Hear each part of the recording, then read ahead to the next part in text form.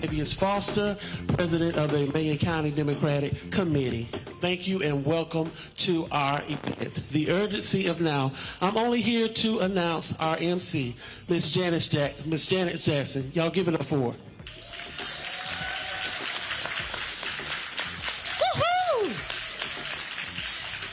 I'm so happy to be with you all this evening. As introduced, I am Janice Allen Jackson. I am the host of the Local Matters podcast, which is available on Apple, SoundCloud, and Spotify, based in Augusta, Georgia. And our purpose is to help people become more confident voters and more engaged citizens. So I am pleased to be a part of this program called The Urgency of Now. And of course, we welcome Mr. Roland Martin to Southeast Georgia. Happy to have you in our state. Please give it up for him. We always, of course, want to get this off on the right foot, and the right foot is with prayer. So we are going to invite Delmas Mosley up to give us an opening prayer. Let us bow our heads. Father, in the name of Jesus, we ask that thou will bless, guide, and direct this occasion. We ask you to give us knowledge, wisdom, and understanding in the direction in which we are to take. Bless each one that's under the sound of my voice.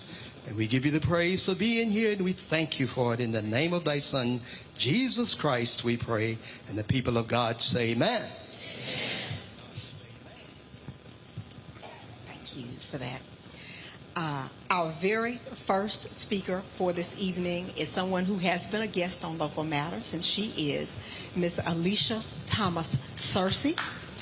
She is with us this evening as a candidate for the office of school superintendent for the state of Georgia.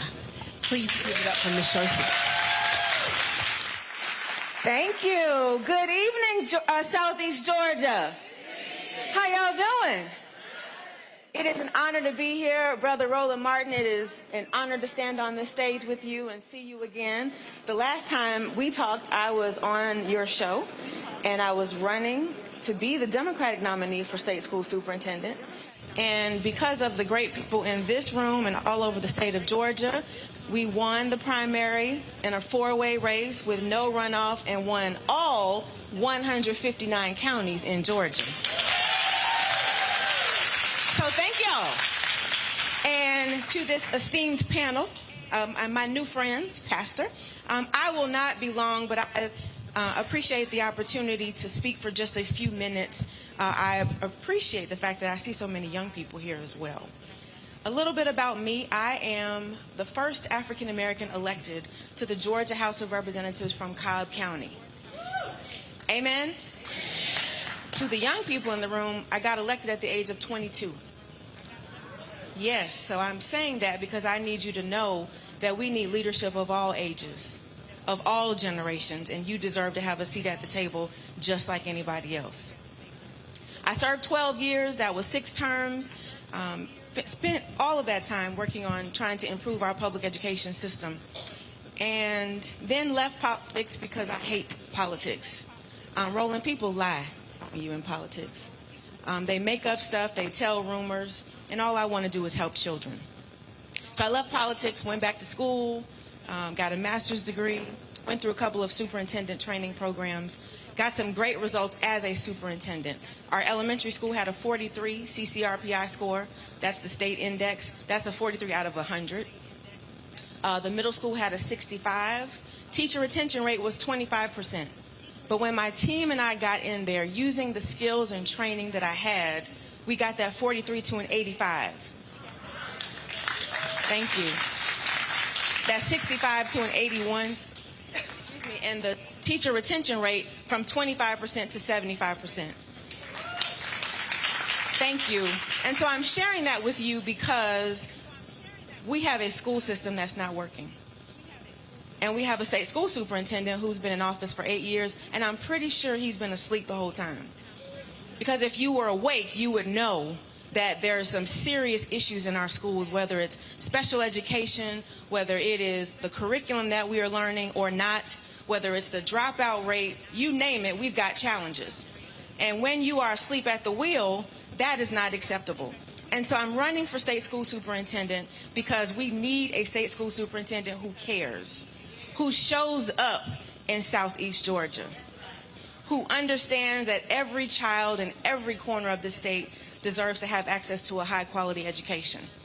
And you know, it got real serious for me on May 24th, the day that I won the primary, because that was also the day of the Uvalde shooting. And I will never forget that day because there were 19 children who went to school and never returned. And 2 teachers who were called to teach who never got to go back home. And so on May 25th, the next day, our 15-year-old was trying to go to school, and my husband and I were afraid to send her because, like so many parents, we were just concerned, like, what would happen? But we let her go to school, and when she came back, we sat down at the kitchen table and asked, you know, how are you feeling? What are you thinking? And Layla said something to me that I'll never forget. She said, we're talking about it, it's all over TikTok, but we know nobody's going to do anything. And so when young people say, we don't think anybody's going to do anything, we've got to. And so I'm running for state school superintendent because I need Layla and the 1.7 million children in our state to know that you deserve to have a state school superintendent who will do something to keep you safe in school.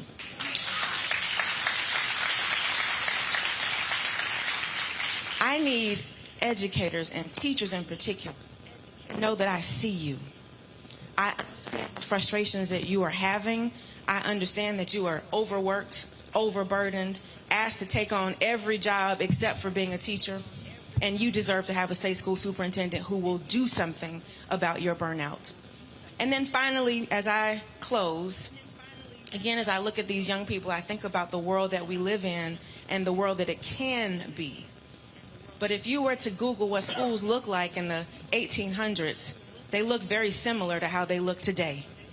And so why are we still trying to deliver this telegram education to a TikTok generation?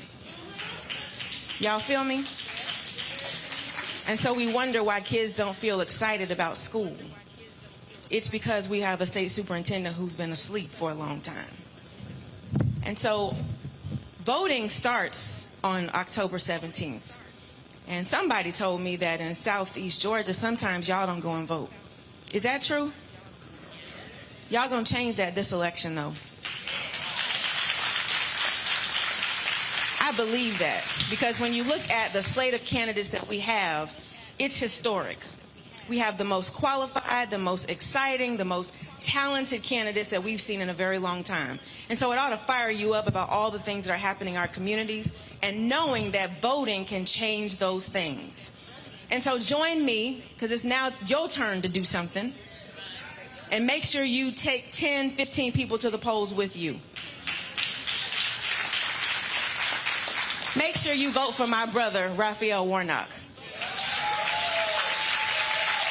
Let's send him back to the United States Senate. He makes me proud when I see him. Proud that he represents our state as the first black United States senator in this state. Make me the first black state school superintendent in this state. And so I thank you for this opportunity. Thanks to all of the organizers, Brother Keith, Brother Al, thank you all for what you are doing. Thank you, Roland, for being here, for putting Swainsboro on the map. That's why I appreciate you, brother, for all that you do, not just where you live, but all over the United States of America. We love you. We appreciate you. Thank you for what you're doing. Let's go make history, y'all. Thank you.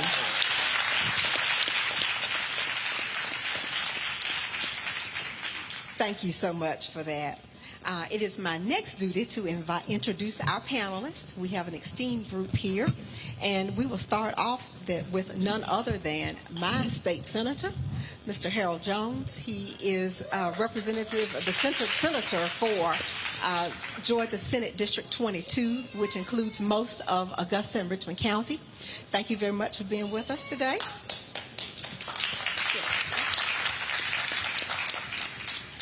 Our next panelist is Mr. Keith McCants. He is with the Rural Political Operative Advocate. Thank you so much for being here. Next, we have veteran legislator, State Senator David Lucas. Thank you for making your way to Southeast Georgia. And finally, we have from the NAACP, Emanuel County branch, Jonathan Hampton. Thank you very much. All right, let's get it. All right, so here's what we're going to do. First of all, we're not going to talk about why it's important to vote. We already know that, okay? People spend way too much time on that wastes time. I believe one of the fundamental problems when we talk about why people don't vote, we don't talk about issues. What is it that they care about? So when it comes to this community, what's the dominant issue? What should people in this community be focused on when it comes to the issues up and down the ballot, who they should be supporting for U.S. Senator, for governor? What's the dominant issue? Jonathan Hampton, first of all, I want to just say thank you all for coming to Swainsboro-Emanuel County, and thank you for being here and your interest in rural Georgia. In our communities, because of where we are, there are a lot of grandmothers and a lot of grandfathers, aunts and uncles that are raising our children. And we have an expectation that our children will go to school, be successful, and come home and continue those same successes. However, we don't engage our elderly community who are actually raising these children. And so something along the lines of Medicare expansion is one of the main things that we need to start talking about in our communities, and community engagement with our older population so that they can prepare our students at home for the same successes that they experience in the schools. So you say Medicaid expansion, what has been the problem? What has been the block?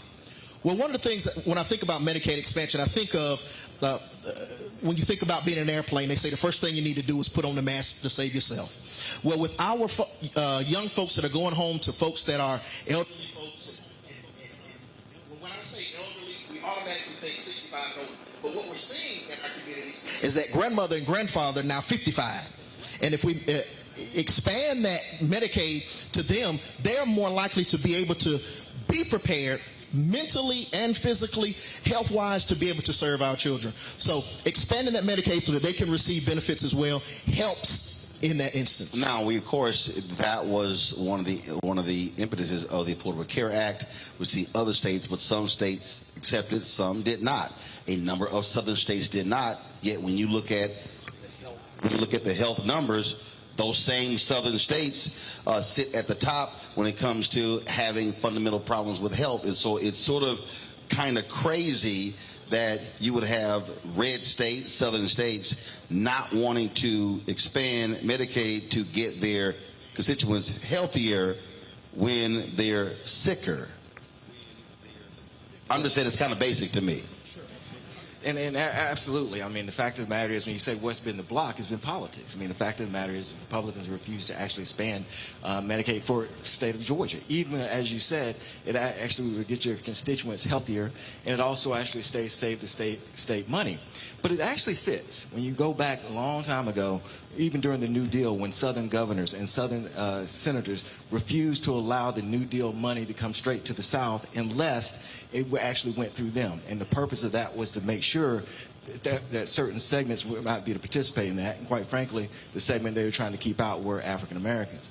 And so we've seen this kind of historical dynamic where you actually do not do for all of your constituents to basically make sure that some do not actually advance. And so it is politics. When we start talking about why vote, we've already hit number one. Politics controls that, and that is something I'm convinced that we'll be able to change in the legislature. I think there actually may be some will to actually do that on some level now, but we actually have to make substantial changes, whether it's in the legislature and definitely in the governor's house, without a doubt. There's a reality to politics, and that is especially in many of these southern states. The fact of the matter is, largely white voters vote Republican. Black voters vote Democrat. Reverend William Barber with the Poor People's Campaign Repairs of the Breach. They talk about the fact that there are 140 million poor and low-income workers in this country, and the reality is the majority of them are white voters. And so when he was in North Carolina, when they started Moral Mondays, they started with 17 people, and he said he was at a parade and he said a redneck with a Confederate flag draped around his neck came up to him, but he had tears in his eyes, and he said, "Reverend Barber, thank you for fighting for our hospitals." Because these same white conservative voters living in rural areas, it hit them when their hospitals started shutting down, when Republicans in North Carolina refused to accept Medicaid expansion dollars. And it hit them when they said, wait a minute, that's our hospital. They started dying because it was too far traveling to another hospital. And so what are the conversations been like in this community, in other areas, getting folk who may traditionally vote Republican to understand that that issue is one that impacts them, that aligns with what their concerns are, but doesn't align with their politics? Anyone can take that. Well, the biggest problem, Roland, is the politics. It was a policy decision by the governor, Nathan Deal, when he came in, that they would not accept Medicaid expansion. We have over 500,000 Georgians who have no insurance. Medicaid expansion would be just like the Express card, American Express card. When you go to the hospital, they're going to get some money. They might not get all of it, but they would get some money. That helps to keep the doors open. We just had a hospital in Atlanta that closed its doors, and now this governor gave $130 million to Greater Hospital to try to take care of those patients who were going to that particular hospital in the metro Atlanta area. But we have problems everywhere else. In Albany, Georgia, Phoebe Putnam, they're losing about $12 million a day. They can't sustain that. There's no way that the state has. You see, they're losing $12 million a day. Yeah. And they're losing, because I cover city government, county government. They're losing $12 million a day because they take care of folks who have no means of paying. Right. So when people, first of all, the law says if someone comes in, they have to be treated. If they take helping funds. Right. Now, this is, again, what's crazy to me. The state's actually paying for that. That means, taxpayers are footing the bill for that. So when you're rejecting Medicaid expansion, you literally are actually burdening Georgia taxpayers even more so because you refuse to accept the expansion funds. There's no question about it. We're putting money in, but it's not coming to us. It's going to those states who accept. Take Kentucky, for instance. That's where Mitch McConnell's from. But they had, one of the sickest, brokest states in America. And yeah, they had coal workers, miners, and everything that had all kind of health problems. But they accepted Medicaid expansion because they elected a Democratic governor. Right. No, I'm just stating the fact. I'm just stating the fact. Go ahead. And I think one of the things when you asked about how that dialogue is taking place, I think when you see Stacey Abrams and also Senator Warnock, they both have been very open as far as trying to take that dialogue beyond the African American community to all communities who are affected by it. And I think especially Stacey Abrams has been very effective at doing that. They both have, but that has really been a mission that she's been on. And I think that's something that we all have to continue to do. And the heart of that also talks about government responsibility, and that the government actually does have responsibility to all of its citizens. And so you almost have to change persons' attitudes about that too. But I will say that I think that the party, and I think especially Stacey Abrams, especially Senator Warnock, they've done something a little bit different. They are actively pursuing that vote in a way that's different than normally Democrats have. A lot of times when you start talking about whether it's rural whites or more conservative, we talked about conservative principles and tried to make them think that we were sort of conservative. They were actually talking about principles that are going to affect their daily lives, and Medicaid expansion is definitely. Well, I always get a kick out of folk who talk about I don't want government in my life. It's a whole bunch of folk in Florida who were saying that until Hurricane Ian came in and destroyed, and now they mad saying the federal government moving too slow. Now hold on, the last week you didn't want to talk to them, but now moving too slow, and that really is part of the problem. The psych, just how nuts I think a lot of people are when they say I don't want government in my life until I desperately need government in my life. And when I keep trying to explain to people, there is no aspect of anybody's life right now that government does not have a role in it. The day you born, the birth certificate is a government document. When you get vaccinated to go to school, that's a government document. When you get married, government document. Divorce, government document. When you die, that death certificate is a government document. And so it is amazing when people act as if that, oh, I don't want that. But, and I'm not saying government is the answer to everything, but I understand, as you said, responsible government and the role it plays. And I think health is one of those roles. Now, one of the reasons why that we need Medicaid expansion, because in my hometown, Macon County, which is about 2 hours from here, we lost our hospital back in 2007. Okay. Ever since then, the county has gone down the drain. What I mean by that is jobs has closed. They have left the county. They have closed up. I was there at the time when the hospital closed down. Okay, so the hospital closed down.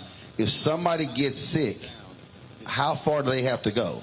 You have to go to Americas, which is about, the hospital down in Americas is built pretty much outside of the city, towards Lee County, Leesburg. So you're talking about from there to Leesburg about 30, 35 miles. And then if you go into Houston County. So if there's a health emergency, it's a problem. It's a problem. And if you go to Houston County nearby to Perry, the closest hospital, you're talking about 30 miles that way. So either way, you got a ways to drive. So I'm just curious. What is Kemp saying about that? And I'm just curious, again, what is the governor saying to residents in these areas who now have to travel 30, 35, 40, 45 miles to get to a hospital? He's not saying anything, because the thing about it is he can say, well, we can't afford Medicaid expansion because it costs too much. But you come out of Macon County, which is the third poorest county in the state. It may be number one now, because too many people like myself, I moved my family out of there to Houston County. Now I'm in Bryan County, because I knew that without a hospital there, it is hard to attract industry. And that's what we're lacking over there. I'm saying I think I'm still living over there, but that's where they're lacking. And that's why we need a governor in there who's going to roll up his or her sleeves and give us Medicaid expansion. I don't understand why the opposition towards that, because it'll help the ones who need it the most. And Southwest Georgia needs it more than anybody. Not saying just Southwest Georgia, but across rural Georgia, whether you hear over this way here in Bullock County or Emanuel County, Clay County, over by Alabama, everybody needs Medicaid or insurance. So I just don't understand why he is so opposed to giving citizens something that it will help them and as well as improve our lives, So I don't understand that. Good. You want to make a point there? I'm going to make a point before I go to a break. Then we're going to introduce another candidate. Go ahead. One of the problems, though, the federal money, Medicaid and Medicare, CMS has a 35-mile rule. It has a 35-mile rule, which means First of all, for the folk who don't know, what's CMS? It's called the Community Service. Roland, I can't think of the actual name, but they had the last hearing in August. What CMS is they under Department of Services. Right. Got it. Go ahead. And they had a 35-mile rule because in 23 they're supposed to put up a bunch of money just for rural communities. Okay, when you say 35-mile rule, what does that mean? 35-mile rule means you can't put a hospital within 35 miles of another hospital. That's road miles. In rural Georgia, rural hospitals closed. They couldn't stay open. They didn't have the funding to stay open. So Senator Warnock and Ossoff, I asked them to weigh in on it because rural Georgia, folks can't afford the gas, or they got to pay somebody to take them to Dublin or some other place to a hospital. And one of the problems is that you take Hancock County, for instance. When I became the senator there, a young lady that was a retired nurse, came back from D.C. to Hancock, brought me the statistics that said that 70% of the folks who had a stroke or a heart attack died. And so I started trying to change the dynamics with rural legislators, because y'all are the ones who have been representing rural Georgia all this time, and y'all hadn't done anything about it. So we've been trying to do something with that. But on the Medicaid expansion, the governor at this particular time went through the legislature, because the governor could accept Medicaid expansion or not accept it, took it to the legislature, and now the governor can't do it. The legislature has to do it. Wow. And no one gave a damn about those 70% the folks who had strokes and heart attacks and them dying. And if you got to drive 35, 40 miles, the cost of gas and all different things associated with that, nearly taking the day off, all of those things that go with it, just trying to get some health care. Hold tight 1 second. I'm going to go to a break. We come back. We're going to introduce another candidate who's here. Hear from them. They're going to talk about other issues that people care about. Obviously, I'm sure education is one of those issues. Economic development is another one of those issues. So we'll get to that when we come back. Short break. You're watching Roland Martin Unfiltered on the Black Star Network, broadcasting live from Swainsboro, Georgia. Back in a moment.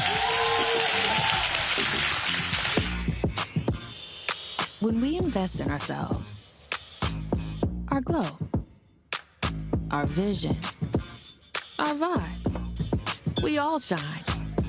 Together, we are black beyond measure. Black Star Network is here. Hold no punches! I'm real revolutionary right now. Support this man, Black Media. He makes sure that our stories are told.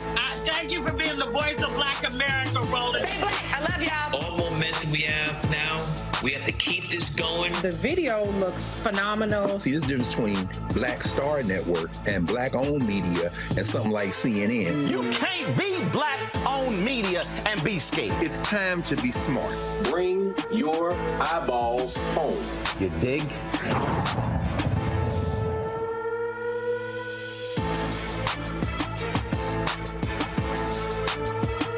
Hi, my name is LaToya Luckett. Yo, it's your man Dion Cole from Blackish, and you watching Roland Martin Unfiltered. Stay woke.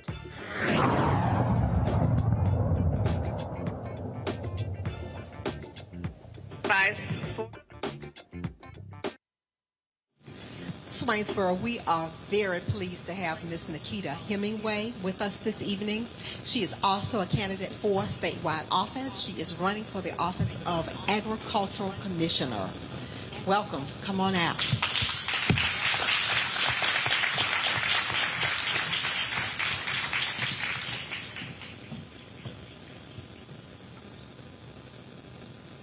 Good evening. It is a pleasure to be here with each and every one of you today. It has been a very long journey, but the most important thing is I knew that my evening had to end here with you. My name is Nikita Hemingway.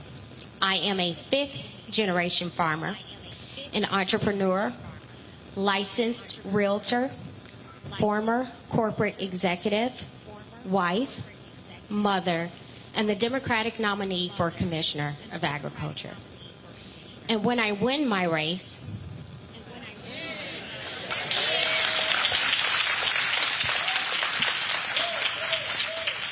see, y'all got it, but the others stopped it. I will be the first African American and the second woman elected to this position in our nation's history. My political journey began 4 years ago when a local county commissioner stood on my farm and told me I would be better off selling my land to Quick Trip than getting him to remove his restrictions. So when I made the decision to run for public office, it wasn't because I wanted to be a politician. It was because I understood the equity in agriculture problem, and I was the most qualified person to solve it. It is our lived experiences that are almost always aligned with our purpose. My grandparents were rice farmers off of the coast of the Savannah River. And for more than 100 years, my family owned 360 acres, and now we own none of it. My grandmother would tell my siblings, cousins, and I how she would sit on her grandparents' porch and watch ships sail out to sea. My journey into adulthood wasn't easy. I was a single mother of 2 long before I was a married mother of 4. And like many African Americans, I knew that in order for me to be the success I dreamt of, my pathway would be through entrepreneurship. So by day, I worked in corporate America. By night, I built my businesses. And I am happy to report that I achieved everything I set out to do as Nikita Tyson long before I became Nikita Hemingway. Before we are able to shatter glass ceilings, we must first shatter perceptions about who is qualified and who isn't. It's not enough to understand that rising food costs are hurting families when you have a mother on the ballot with a plan to end childhood hunger and lower your grocery bill, so go vote. It's not enough to understand that there is no equity in agriculture for small family farms, women, and minorities when you have a black female farmer on the ballot, so go vote. When we say we are fighting for diversity, equity, and inclusion, we must also consider diversity of thought, lived experiences, and leadership. I cannot stress enough to you how much is on the ballot this election cycle.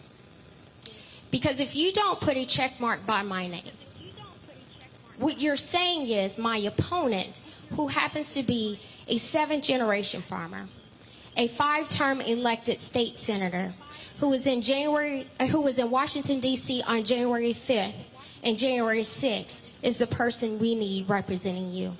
What you're also saying is that this senator who supported Texas' lawsuit against our election results, you're saying that you're okay with them taking away your voting power. And what you're also saying is that this senator who used a black farmer, who partnered with a black farmer to abuse government grants and then left this man penniless, what you're saying is he's better, he's who you want representing you. So it's more than about showing up to vote.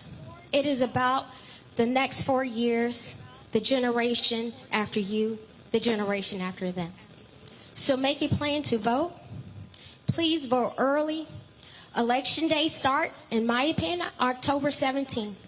And if you have trouble getting there, then make sure that November 8th is the absolute day that you get in line. Thank you.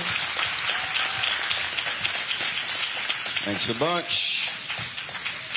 All right, folks. Let's now talk about. I want to go to an issue. It's been talked about in the state, around the country. I got 4 brothers sitting up here, so let's go right to it. This idea that black men are afraid to support Stacey Abrams, that black men are disenchanted, they don't like what Democrats are doing. What are you hearing? Conversations that you're having, what are you hearing specifically from black men in Georgia during this election cycle? I'm surprised actually to hear you say that, particularly in our areas, we're having the opposite conversation.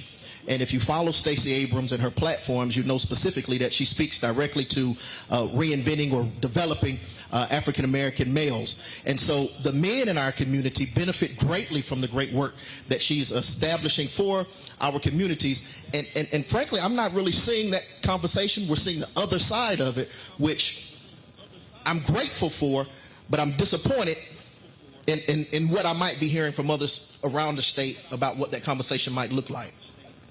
Well, I can tell you, it's a jealousy thing. It's a jealousy thing that those who have been out and worked in the community and have been successful are basically saying, well, you need to come to see us before you get our support. I have a problem with it. I served with Stacey. I thought she was smart, intelligent, and she could handle herself on the Georgia House of Representatives floor. And that's dealing with the Speaker or anybody else who might oppose her when she was discussing a bill. But not only did she get out the legislature, what we found and what we saw is that she turned folks out.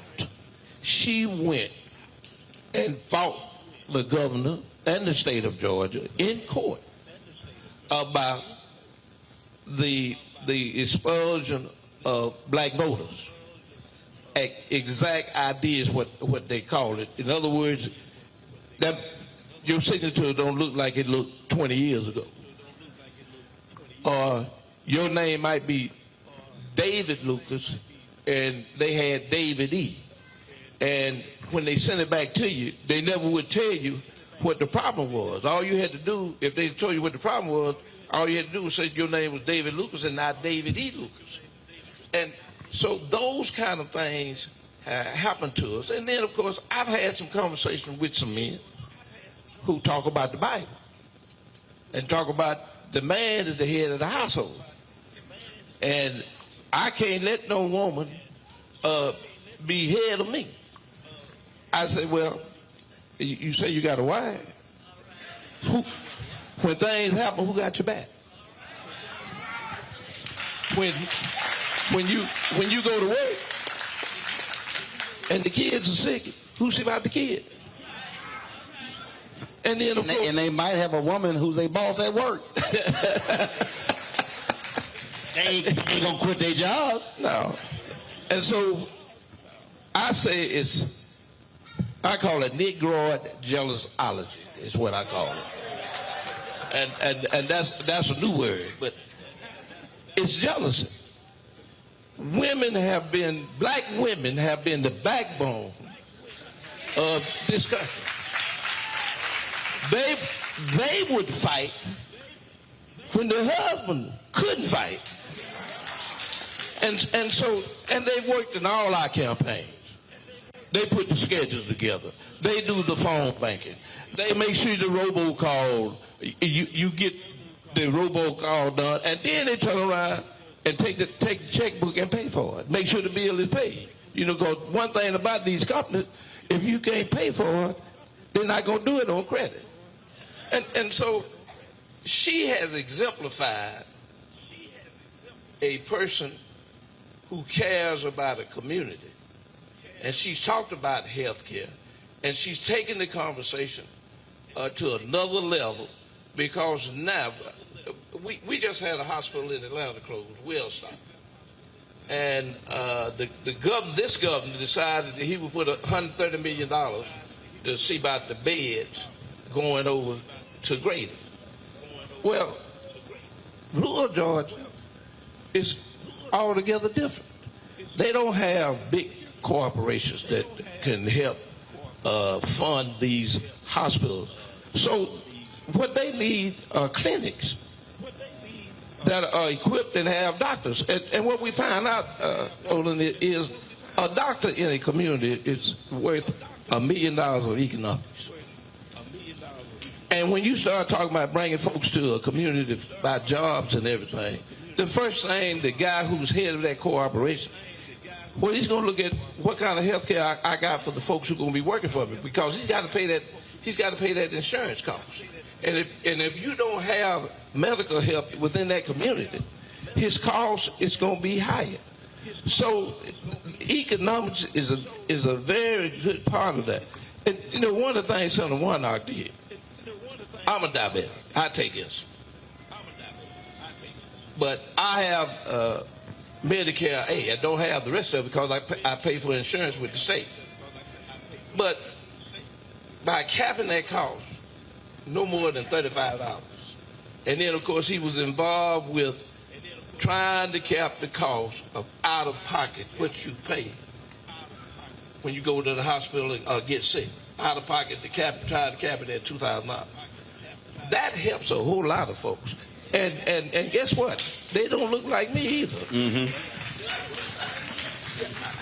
It's not a conversation that I've actually had. I mean, I know the conversation, but what I'm saying is I haven't not had conversation with men saying they weren't going to support. Let me set it up this way, because this has actually been an issue for the last decade. A lot of people kept saying that, these men didn't want to vote for Hillary against Donald Trump. I said, first of all, if you go back to 2012, there was a 9-point gap between black men and black women nationally who voted Obama-Romney. And then it went up to 13 points in 2016. It went up again in 2020.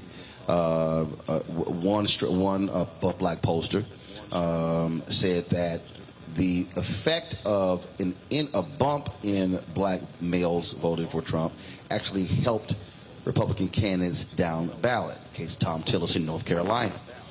And so I've heard the dissatisfaction. I've heard brothers say that they don't believe that they are getting a return on their investment. And there were brothers who were not happy with Obama, who felt that he did not do enough, which is why you had that gap. But the reality still is black men are the second largest voting bloc for the entire Democratic Party.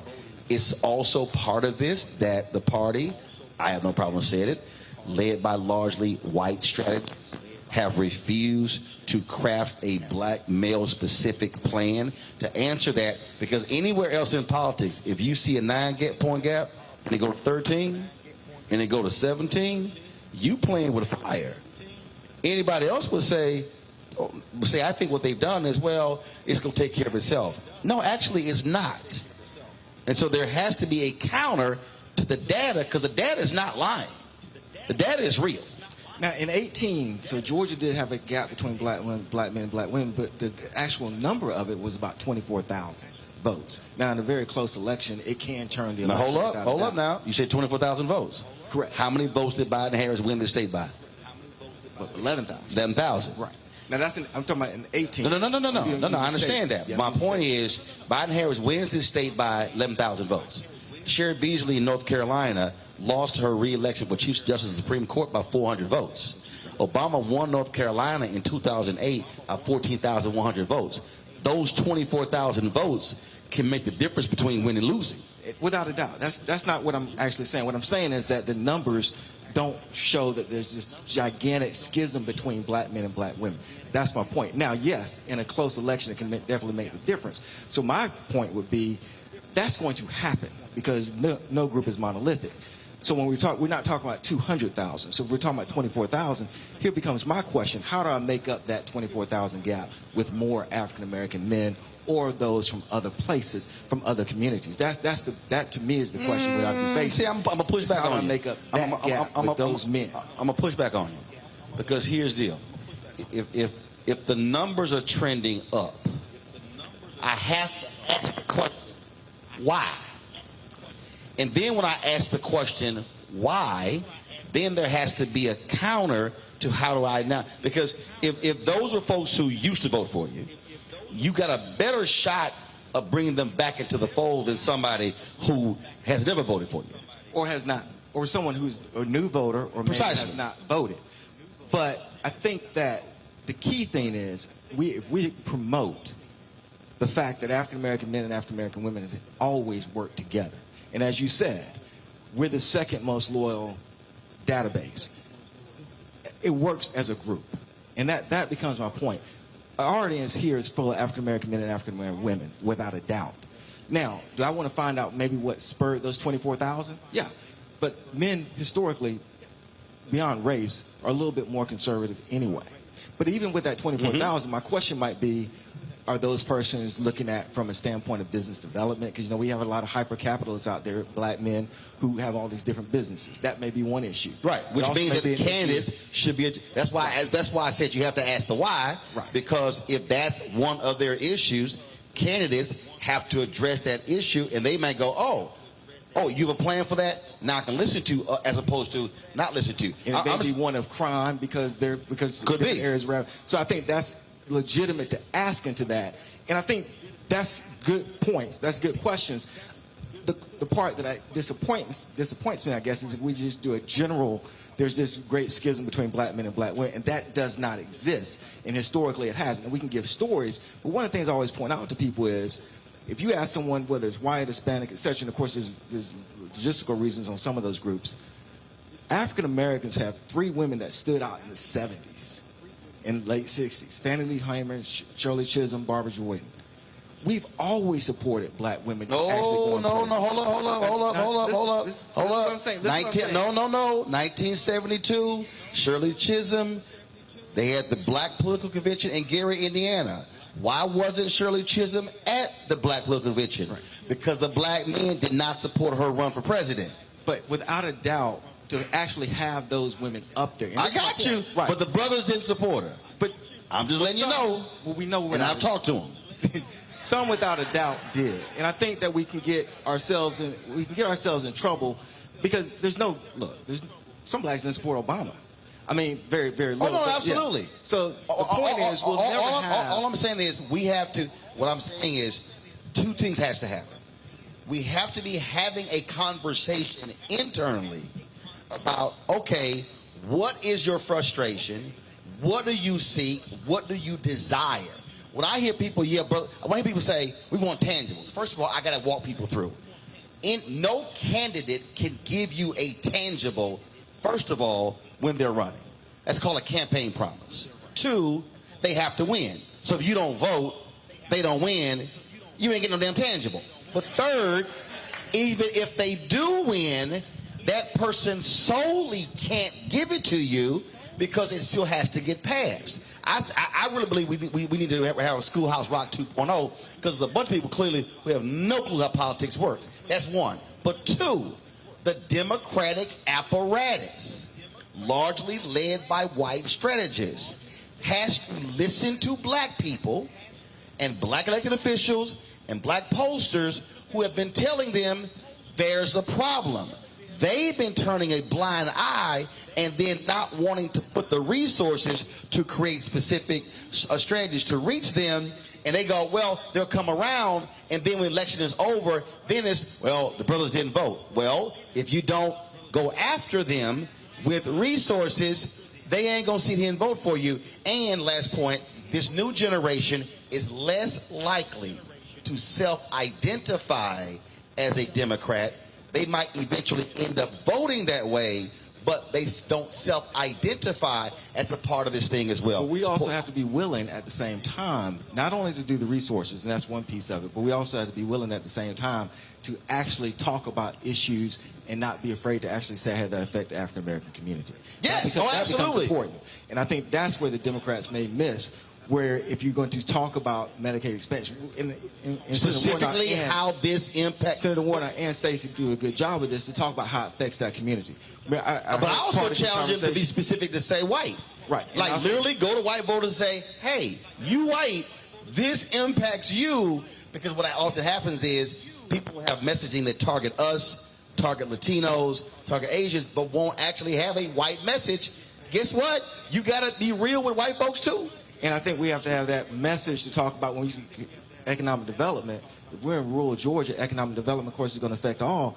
But certainly, are there any potential proposals or plans that we can specifically target towards African Americans and not be afraid to actually say that? That, I think, is also going to reach a lot of persons, too. And that's one of the key things that we're usually afraid of doing is we say, well, we can't do that openly because then we won't get elected. And that's not necessarily been my experience. I've been elected to office twice now, senator and also as a solicitor. A solicitor is a prosecutor. And as a prosecutor, I talked about progressive prosecution. And now you see more people doing that. Yep. My experience really has been that if you're open and honest and say what you're going to do to really try to help folks, they are going to go to the polls to actually put you in. We allow our politicians many times off the hook when they say, well, I can't really get into how it will affect the African-American community, but once I get in there, I can do this. It doesn't work that way. If they're not doing the promise now, they won't do it later. And even though when you look at the actual data, again, we break our health data down by race. We break our economic down by race. I mean, it's just stop trying to run from it. You know, it is what it is. And to the focus, of my book, look, By 2043, this nation is going to be a nation majority people of color. Look, the average white annual death rate in about 12 states is higher than the annual white birth rate. It's called data.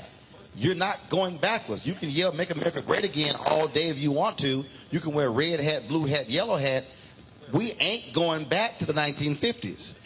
It's just simply not happening. But I do want to shift this because I do want to get waiting on us here. I do want to know, how is the immigration debate playing out in conversations you're hearing with people? Because that's also one where Republicans are making inroads, because you do have, even though 10% of the black population in the United States are black immigrants, that is a potent issue, because you have a lot of African Americans, especially brothers, who say, man, they are taking our jobs. They are, in many ways, they're sounding like white men. But again, when people even say that, they're taking our jobs, I'm sitting there going, yeah, but do you want to do a lot of those jobs? It's a whole different separate conversation. But the issue of immigration is a potent issue that works with a certain segment of our community, black men and black women. What are you hearing? How's the conversation going? How's that playing out here? Go ahead. Well, I haven't heard that much about immigration amongst people that I talk to, but you're right about that, because some of the men, white and black, especially at my job, and I work at over in Savannah at International Paper, and they tell me, they say, well, man, you know, we are watching news out there on our break and things like that, and I had one black guy tell me, he was like, man, if Biden don't do something about that border, I'm not going to have no job too long. And I said, what you mean by that, man? I said, you got a job now? I said, no, man, because they're cheap. You don't got to pay them anything. They're cheap labor. And he like, yeah, but you don't have, he need to cut me off. He said, man, Biden need to build a wall. He need to do something. He needs to do something about these people coming in. And see, me, I told him, I said, look, I hear what you're saying. And in my opinion, a wall's not going to solve the problem. Because they're going to find a way to get in, whether through a tunnel underground or smuggle through an 18-wheeler. So what he didn't do, what he didn't say, how elected officials holding companies accountable. See, that's the real that is the real thing about this immigration debate that nobody wants to talk about, and the Chamber of Commerce don't want to talk about it. They don't, because the reality is, when you talk about this notion of cheap labor, who hires cheap labor? And if we really want to be honest, with ourselves, how many people who have been looking for somebody to either cut their grass or fix their roof were like, let me go look for cheap labor? See, and so it's the folk who are hiring individuals. See, I love it in this country where we talk about, hey, man, we want high-paying jobs, but then we also want cheap pair of jeans.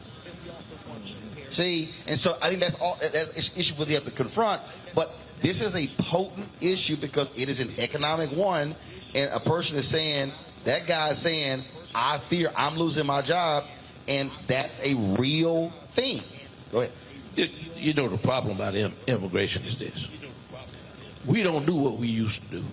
We don't pick peaches, cotton, and the vegetables that come out the fields.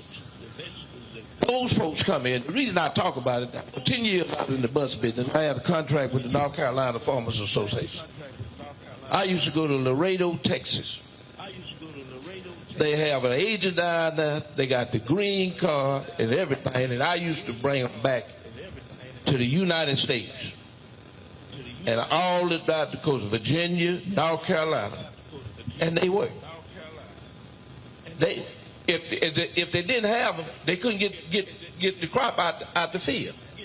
You know, but the other thing, Roland, that has hurt us, and I see it all the time with our young folks, it's about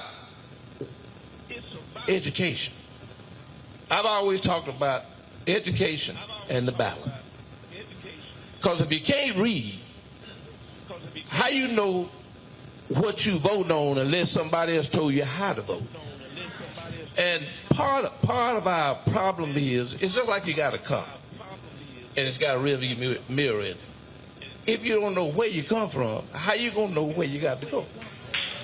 And so we've got to teach our young folks that we've got a history. Some of it's bad, and some of it's good, because a whole lot of us made something out of it and have gone on to better rewards. But we've got to instill in our young folks, look, it's about the book and the ballot. You don't have to go to college. You can go to technical school, aircraft mechanic, and go out on the base. Right, and I'm glad, because I want to let you segue right into that, because having that education conversation, what has happened in the last 30 years, really 40 years, we shifted into this whole deal of got to go to a 4-year school, got to get that degree. The problem now is states no longer fund colleges at that level, so now the burden is shifting to the individual and the parent. And so now you got folks who literally are walking around with $120,000, $130,000, $150,000 worth of debt, and the jobs that they're getting, there's no way they can actually pay that back. I also think that from the education side, and I know why it shifted, because in the early 70s, they were pushing black kids and Latino kids into trades in a technical school and away from 4-year schools. And black parents were like, no, we want our kids to be doctors and lawyers. If you read James D. Anderson's book, The Education of Blacks in the South, 1860 to 1935, the same thing happened when Hampton started. They wanted them to keep farming. The parents said, no, we don't want our kids to be farmers. But what's happening now is we now have a job shortage of skill set. That's one. And we push folk, and because we no longer make a lot of stuff, our economy has totally changed. Technology has totally changed it. And so it used to be you could actually work at a grocery store. You could actually work at a bank. You could be a teller. You could have a middle-class job, buy cars, send your kids to school. When the last time you been to a bank? Don't have that many of that. No, but the point is, technology is changing. I can take a picture of the check, click OK. Right. I don't even. Somebody told me I had to write a check. I was like, where the hell is a check? I couldn't figure out what the check was. So so I think what has to happen, which is why I'm glad you're talking about education. I think politically we got to be pushing our political leaders to also redefine how we look at education, because we know we have a skill set deficit today. Master plumbers, and I know, folk, there's some parent out here. You ain't gonna tell your friends my son's a plumber. You would rather say my son's a lawyer. But a master plumber makes 6 figures. That's right.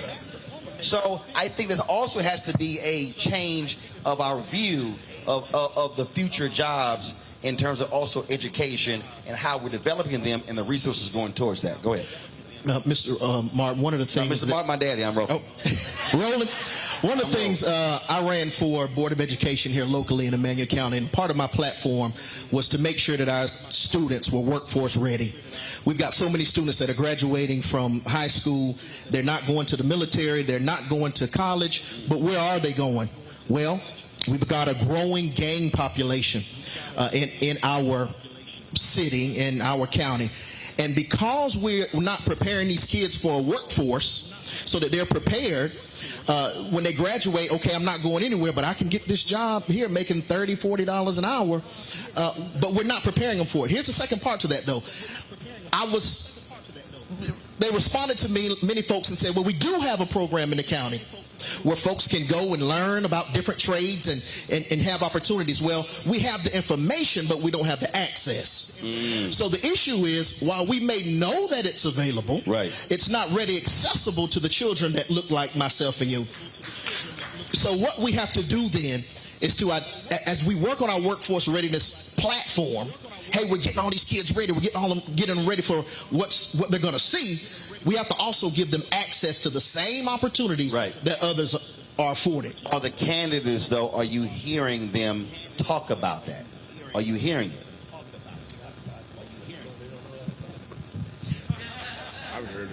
I haven't heard anything from anyone.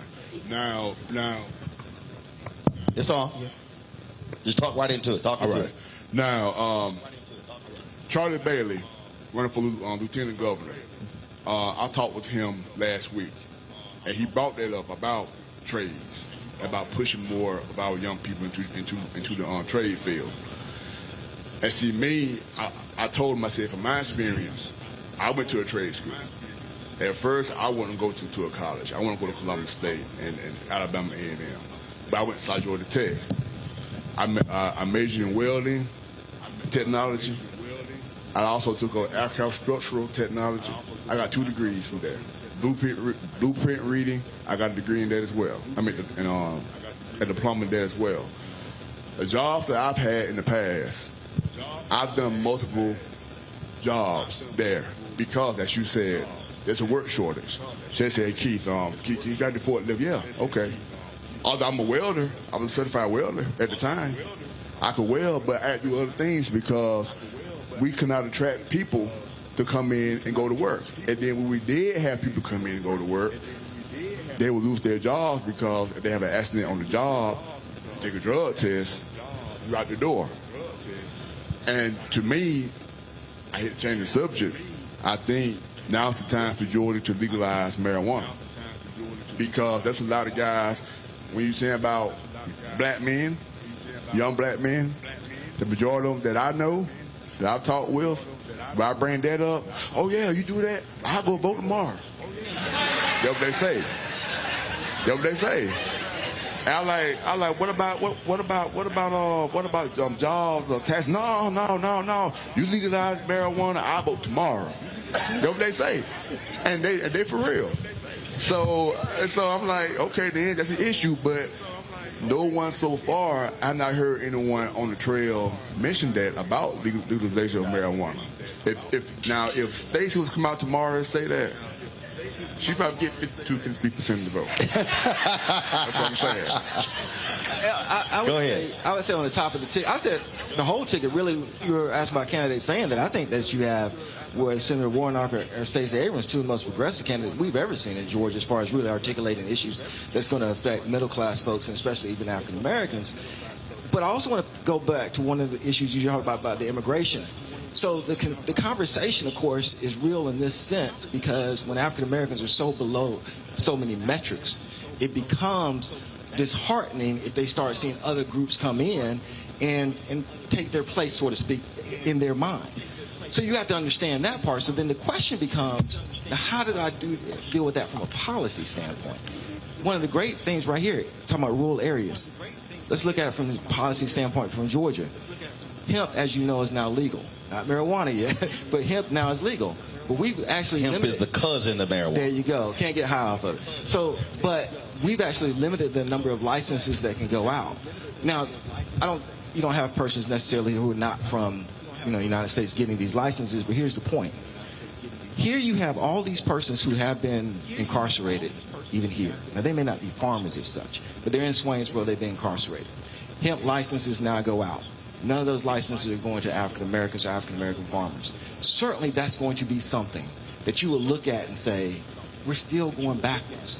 Every single method that we have. Because when they, even on the marijuana side, because like in California, if you had a conviction, you couldn't get a dispensary. Right. And so even the things that we were prosecuted for, we're still not able to get a leg up. So you can see. Prosecuted for marijuana, but I can't get a dispensary license for marijuana. Dispensary license for it. It's the same weed. Same weed. And you can see how that would affect persons. So therefore, from a policy standpoint, we need to open up hemp licenses. I know that Senator Warnock and both states are talking about helping black farmers without a doubt. And I also know that license should be opened up. That's a policy issue. Right. But here's number 2. Not only should we give more licenses, we also should say that those licenses should go to African American farmers. Those are real policy things that we can actually try to push. Even if we don't get it through, we can at least talk about it. That helps on that immigration kind of conversation. And when you were talking about marijuana, if you're legalizing it and you don't have some type of equity program, you ought to be ashamed of yourself if that's what you're going to do. Absolutely. Got about 3 or 4 minutes left. I want each of you to speak to this here. There's somebody, maybe sitting in this audience, and maybe somebody who's watching, there's somebody who's in this community, and they're like, Okay, this is all great and wonderful. That all sounds nice. That's cute. But I just simply do not believe that my vote matters. Going down the line, what would you say to that person if you had 30 seconds to look them in the eye? What would you say to them as to why they should vote early, beginning October 17th, or they should go to those polls on Election Day in the first Tuesday in November? What would you tell that person? The history of our country is no secret. And if you do not seize the opportunity to vote today, you are most certain to relive the world that we knew yesterday. Okay.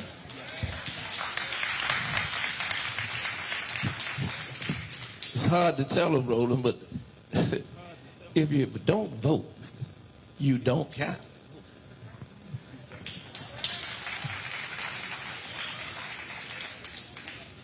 Well, what I'll say is think about your future or your child's future. Because I got a 2-year-old, I got a 13-year-old out there in the audience. What happened in November is going to affect them 4 or 8 or 12 years down the road. Mm-hmm. Don't never say your vote doesn't count. Because I'm going to tell you right now, because a lot of people out here who don't vote, and then when things don't go their way, then they're complaining all the time. Well, they ain't doing nothing for me. What did you vote? No, I didn't vote. So that's why I tell them, get out and vote. Your vote matters. Absolutely. If persons didn't think the vote mattered, then Georgia wouldn't be creating bills like SB 202 to make sure you don't have the opportunity to vote.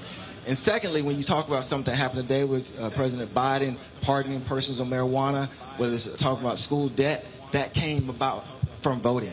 Some of the negative that we talked about today, the lack of Medicaid expansion, that lack of it comes about through voting. So your vote actually does matter. So you see it from a positive standpoint, you see it immediately from a negative standpoint. Absolutely is there, the connections are there. How your vote does matter. So I would say this here. If you tell somebody about our history, they're not listening. They're not. I think you have to ask that person, what's the one thing you care about? Doesn't matter what the issue is. And then you have to connect that one thing they care about to the people who can actually change it. So what happens, so we literally have to do voter education. I can't tell you how many people I deal with in my business every single day who literally think that stuff just happens and this has no bearing on it. 2016, I had a young woman from North Carolina call my radio show, and she said, I don't like Hillary Clinton. I can't stand Trump. I'm just going to focus on my state issues. She's an activist. I then asked her, all right, what are the 3 things you're working on? She told me. All 3 things she said also were connected to who was president, and then who was the U.S. Senator, and then who was member. So she thought that these were just isolated state issues, not realizing that was a direct bearing on who's in the White House, who's in Congress. And so we actually have to do that. We actually have to take the time to walk folk through. And then after we do that, we also have to then ensure that if they do register, how do they get to the polls?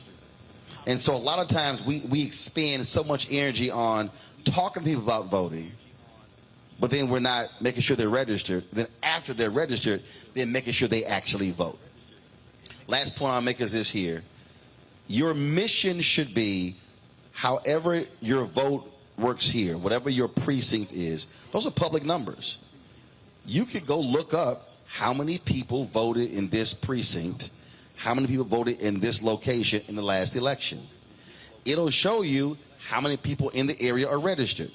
So if you see that 122 people voted and 1,100 are registered, that's 1,000 people you should be trying to touch, because literally your sole area can change the election. I told you Sherry Beasley, yes, she's running for the United States Senator right now, but she lost by 400 votes.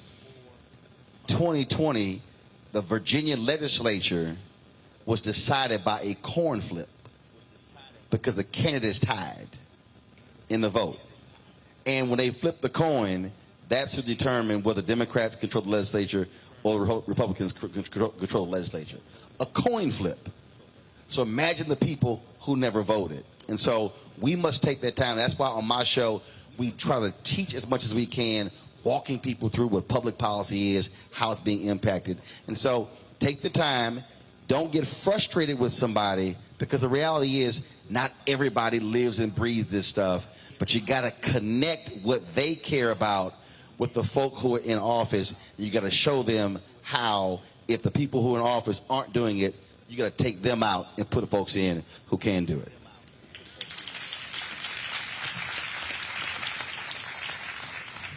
Thank you so much for coming to Swainsboro, Georgia. When they first told me about it, I said, Roland Martin's going to be in Swainsboro? Really? In person? So we really just appreciate you for coming to Emanuel County. We appreciate these wonderful panelists. Didn't they do a great job, y'all? I've got one piece of housekeeping that I need to take care of. I understand that there are at least 2 elected officials in the audience that we want to ask to stand and be recognized. I believe they are Mr. John Parker, who is on the Swainsboro City Council. And we have Mayor Pro Tem Bobby Collins, who is also with Swainsboro City Council. Thank you all. Thank you all for your role in making Swainsboro what it is and what you hope it to be in the future. There are 2 more people I need to introduce. This will be my last time at the mic, but I need to introduce Ms. Barbara Carlisle. I understand that she's going to give us a little entertainment before we close. And as well, we will have a closing prayer by Dr. Merrill Bell. Thank you all so much for allowing me to come to Swainsboro today.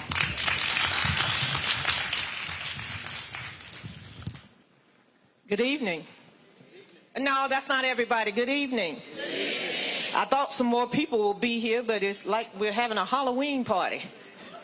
People came dressed as chairs.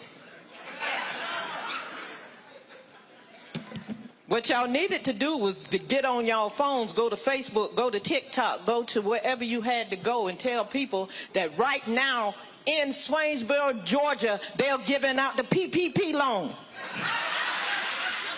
I bet the line will be from here to Walmart. And I don't mean the one here in Swainsboro, I mean the one in Statesboro. And y'all know that's what the people wanted to do. If we were talking about the PPP loan, people would be here. You know, because anybody that thought they had a business, they came out. People selling eyelashes. Done got a LLC. LLC stand for look like cash. $20,000 and you selling eyelashes. It's crazy. But if I had to tell you something today, the one thing that I want you to do is go back and tell somebody that knows somebody that got a car or a truck or a SUV that can take people to the polls and let them vote.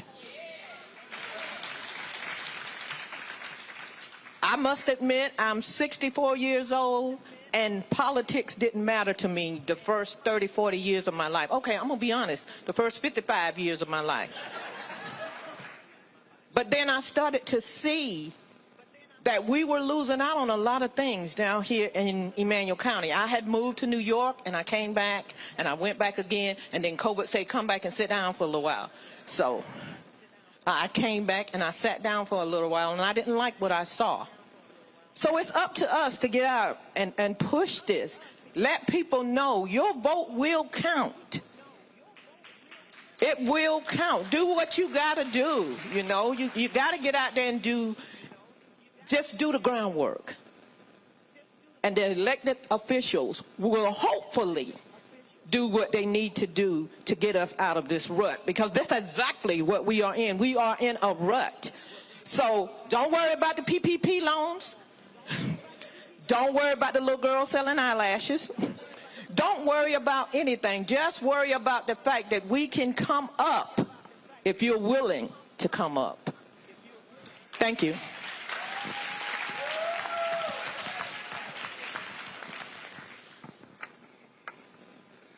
Thank you. Thank you, Roland Martin, teaching us and talking to us on this wonderful night, talking to us in a language not that we know, but a language that we understand to help redirect our mindset. Thank you. Give him a hand clap, y'all.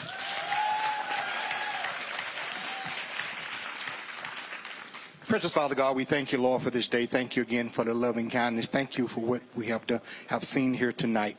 We ask you to continue to bless this man as he go forth, telling and teaching us about the way we need and learn how to do things. Lord, we ask you to cover him as he go, guide him and be a lamp unto his feet. But most of all, bless everyone that's under the sound of my voice. We thank you in advance of what you was about to do, and we claim victory in Jesus' name. Amen, amen, and amen. All right, to all the folks who are watching, thanks a bunch. We'll see y'all tomorrow from Houston, Texas, where we'll be with Black Voters Matter from the campus of Texas Southern University. So H-Town, y'all show up and show out, and I'll be happy to be going back to 3rd Ward because you know my high school, Jack Yates, is right across the street. Don't forget, download the Black Star Network app, Apple phone, Apple TV, Android TV, Roku, Amazon Fire TV, Xbox One, Samsung Smart TV. Support us in what we do by joining our Bring the Funk fan club. Checking money orders to P.O. Box 57196, Washington, D.C. 20037-0196. Of course, Cash App is $RM Unfiltered. PayPal R Martin Unfiltered. Venmo is RM Unfiltered. Zelle is Roland at RolandSMartin.com. Roland at RolandMartinUnfiltered.com. Thanks to the folks here in Swainsboro. Thank you so very much. Thank you to the War Night campaign. And y'all know how we always end the show. I'll see y'all tomorrow. Holla!